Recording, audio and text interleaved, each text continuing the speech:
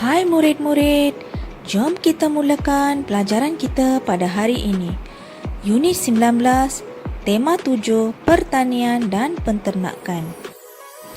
Objektif pembelajaran kita pada hari ini ialah cikgu berharap murid-murid dapat memahami, mengenal pasti dan menggunakan ayat perintah. Sekarang, murid-murid boleh buka buku teks jilid 2 muka surat 48. Apakah yang dimaksudkan dengan ayat perintah? Ayat perintah ialah ayat yang diucapkan dengan tujuan memberikan arahan, larangan, ajakan atau menyampaikan permintaan. Mari kita baca dialog ini bersama-sama dan lengkapkan dengan ayat perintah. Tajuk: Harumnya Daun Kesum. Ayah: Hasan, tolong ambil botol plastik yang dipotong itu. Hasan: Baiklah ayah, saya akan mengambil botol plastik itu. Ayah: Sila masukkan tanah ke dalam botol itu. Jadi murid-murid, tulisan yang berwarna hijau ini adalah ayat perintah. Hasan: Baiklah ayah, botol itu akan ditanam pokok apa? Ayah: Harap kamu dapat menanam pokok kesum di dalam botol itu.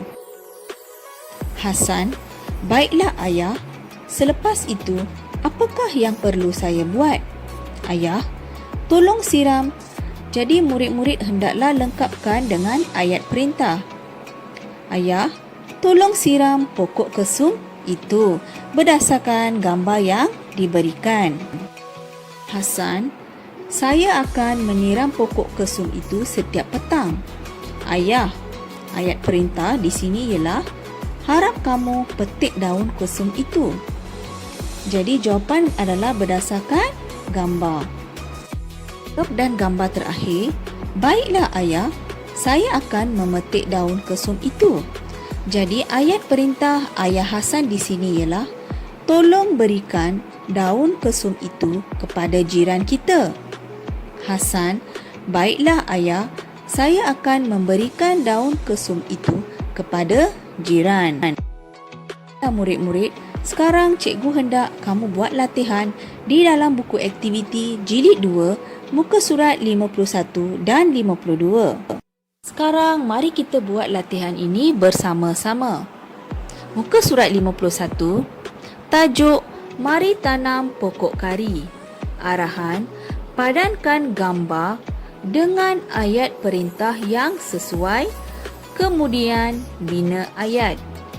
Jadi murid-murid perlulah padankan gambar dengan ayat perintah yang sesuai. Gambar nombor 1, ayat perintahnya ialah harap kamu bersihkan kawasan itu. Gambar nombor 2 pula, tolong tanam pokok kari itu. Gambar yang ketiga, ayat perintah ialah sila bubuh baja pada pokok kari itu. Jadi murid-murid padankan gambar dengan ayat perintah yang telah dibina tadi. Gambar yang keempat, dengan petik daun kari itu. Baiklah, sekarang latihan muka surat 52 pula, arahan bina ayat perintah berpandukan gambar. Tajuk daun kari, zatkan masakan. Mari kita baca dialog dan lengkapkan dengan ayat perintah yang betul. Ayat perintah yang diberikan bagi gambar nombor 1 ialah tolong. Jadi ayatnya, Puan, tolong bungkuskan daun kari itu. Baiklah Puan, saya akan membungkus daun kari itu. Gambar yang kedua, kata perintah yang diberikan di sini ialah jangan. Jadi ayatnya, Liana, jangan hiris daun kari itu kecil-kecil. Baiklah emak, saya tidak akan menghiris daun kari ini kecil-kecil. Gambar yang ketiga pula, kata yang diberikan ialah harap. Jadi ayat perintah ialah Liana, harap kamu merasa kari ayam itu. Wah, sedap kari ayam ini. Selamat menjawab, selamat belajar. Terima kasih semua.